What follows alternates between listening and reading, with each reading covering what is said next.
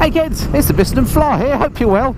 It's a sunny day but very, very windy, and I'm out on another bike test. This time something that is in a class that I don't often ride, not for any good reason other than I haven't really had the opportunity, but really chuffed to say today I'm riding the Yamaha R3, which is like the entry to sports bikes, if you like, once you'll be on the 125 level. Sits between the 125 and the R6, if you like, but looks like a proper sports bike, and I'm here to see if it goes like a proper sports bike. So stick around, stay tuned for the next few minutes, and I'll tell you what I think of the Yamaha R3. So let's get the practical stuff out the way first. What are my sort of first impressions of the bike? Well, I have to say the first thing that strikes me with this bike, given it is very much looks like a sports bike, is just how comfortable it is. I'm sitting quite upright at the moment, and you know, you could ride for miles and miles on this.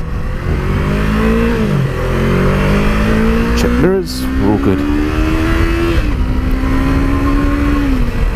And yeah, you're never going to get backache. I mean, if you want to, you can tuck down, but actually you don't, you know, it's just a super comfortable bike. My legs are in quite a sporty position, tucked up underneath me, as you'd expect on a sports bike. But the seat is nicely sculpted, feels quite nice and comfortable. Mirrors work well, nice and stable, no vibrations. The engine in this is a twin cylinder, so you know, you might expect a few vibes, but there absolutely isn't. It's as smooth as you like, and it sounds amazing. Let's get into this de-restricted zone. Here we go. Knock her down a few cogs. I mean, the thing absolutely screams. It's a really lightweight bike as well. I think it's something like 169 kilograms fueled. We'll look at the detailed specs in a minute, but that lightness really does show itself through, and it makes the handling lovely. Got to be a little bit careful on these damp roads. Now, of course, this bike is A2 friendly, which means that you can ride one of these before you get your full licence. And boy, what a great way to enter into the world of motorcycling. It's stable and handles beautifully, and the suspension isn't too harsh either. It's quite comfortable, quite a comfortable ride.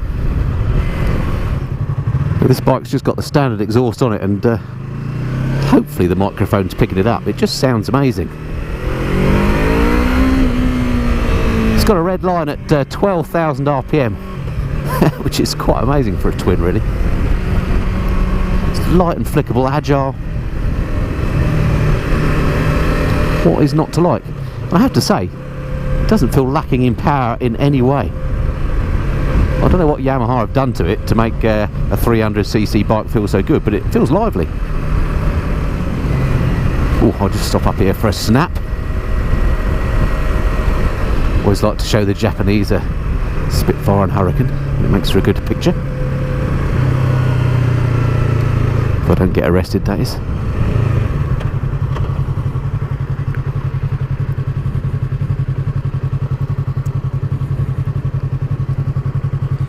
Nice Hurricane.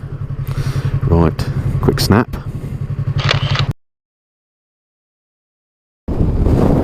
Okay, snap in the can. Let's get this show on the road.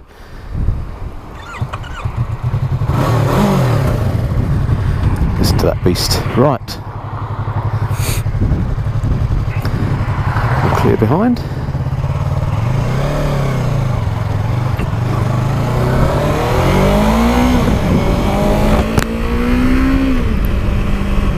Just sounds angry, this bike. It's fantastic. So up until last year there was sort of a glaring gap in the Yamaha sports bike lineup, if you like, between the 125 machine that's been a big seller and then the R6, and then obviously onto the R1. So coming up with an R3 was a great idea. Now this engine has got the 180 degree firing order, so it's what Yamaha call the cross plane crank. It just makes that amazing sound. Now, I've said many times before that biggest isn't always best, and you can have a lot of fun on this little 300cc bike. It sounds great, the handling is lovely, and you're not going to get bored of the fun that this gives you. And the beauty of it is you're not going to be doing stupid speeds while you're thrashing the pants off it, if indeed that's what you want to do. Okay, let's find somewhere properly to stop, show you around the bike, and talk you over the specs. Right, let's turn around here. Maybe I can Stop here for a few minutes.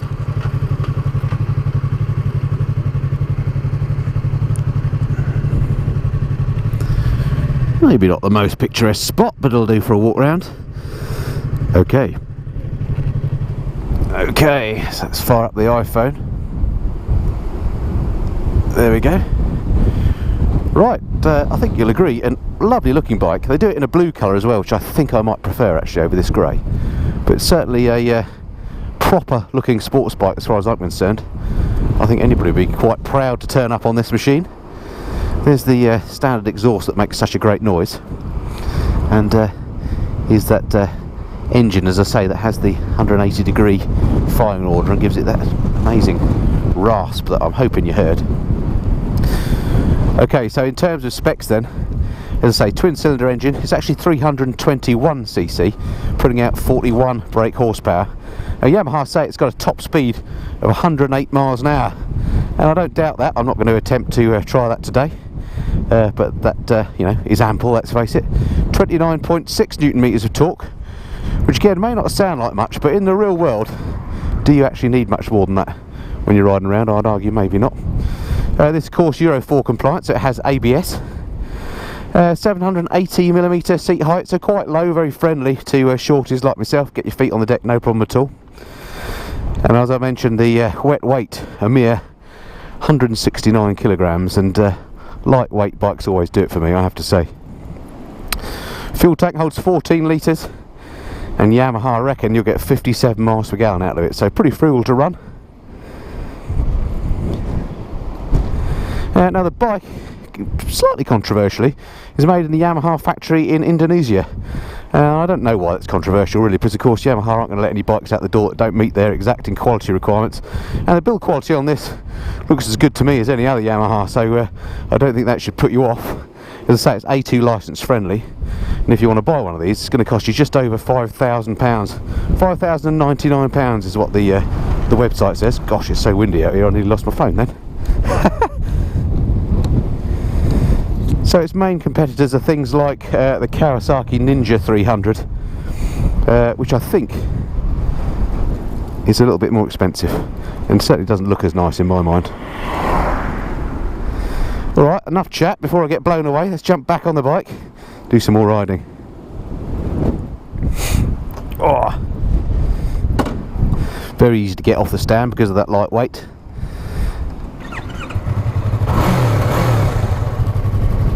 Excellent. Right, quick check, nothing coming.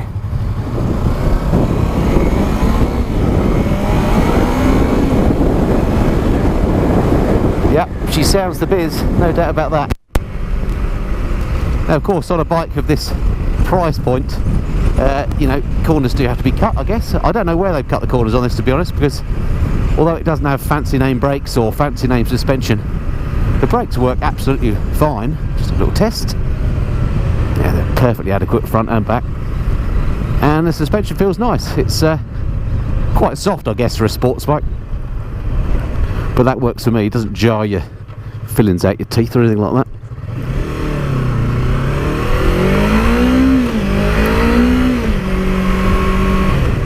Love the way this bike sounds.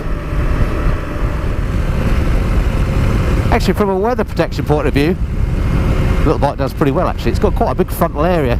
This fairing does a pretty good job of keeping the wind off you. And I haven't got any buffet on my helmet or anything. The air that's coming off here is quite clean, it's not turbulent. So I don't think you're going to get fatigued by wind blast on this bike. The fairing seems to work really well. You know, I should just mention the gearbox on this, which is lovely and smooth. To be fair, I haven't ridden a Yamaha that doesn't have a smooth gearbox, and this one is no different. It just snicks into gear lovely. Very easy to find neutral. No problem at all on the gearbox front. So I must just take this opportunity to thank Sam and the guys at Powerbiking in High Wycombe, my local Yamaha dealer, for letting me borrow one of their bikes once again. You won't find a friendlier Yamaha dealer in the area, I can tell you, from personal experience of a few of them. So if you've not been, get on down there and check them out. Great showroom, nice bunch of blokes. Right, let's try and find some town work then, see how this little R3 gets on. So I must just mention the instrument cluster on here. It's very clear. I mean, it actually, you know, it reminds me a bit of like a 1980s stereo like you used to have when you were a student, but so it's nothing fancy, but in terms of its presentation of information, it's all there, everything you need. It's got this big analog rev counter that, as I say, goes all the way around to a red line at 12,000 RPM, which is just nuts. I'm pleased to see Yamaha have included the gear position indicator, which I just like, not necessary, but I like them. And it's got the all-important fuel gauge and temperature gauge, so it's got everything there you need, and it's very clear presentation. So even though I think it looks a little bit dated, which is unusual for such a modern bike, I guess that's one of the areas maybe where they've skimped on cost, but it certainly gives you all the information you need. There's nothing missing there. So around town, as you'd expect, because of its light and flickable nature and its easy power delivery, it's a great bike for riding around town.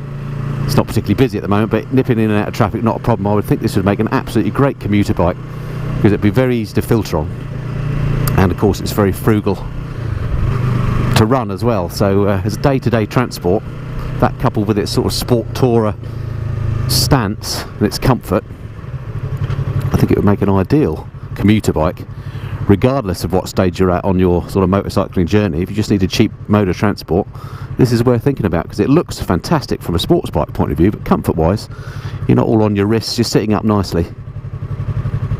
Great little commuter.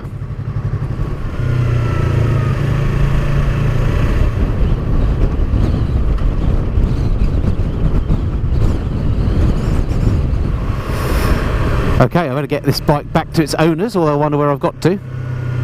So to summarise then, I can't think of anything I don't like about the bike. For what it is, 300cc sports bike, what else could you want? It's got a snickable gearbox, good mirrors, very comfortable riding position, it goes well, the suspension and handling is top notch, and given it's a 300cc engine, it really does run well. So I guess the only thing that maybe could be improved in my mind is just the look of the dash, but that's a minor point. I mean, it's got all the information you need there, it's just a redesign job. But yeah, really nice bike. So if you're in the market for something like this for commuting or for learning your craft on, then do check out the Yamaha R3. I think you could do a lot worse.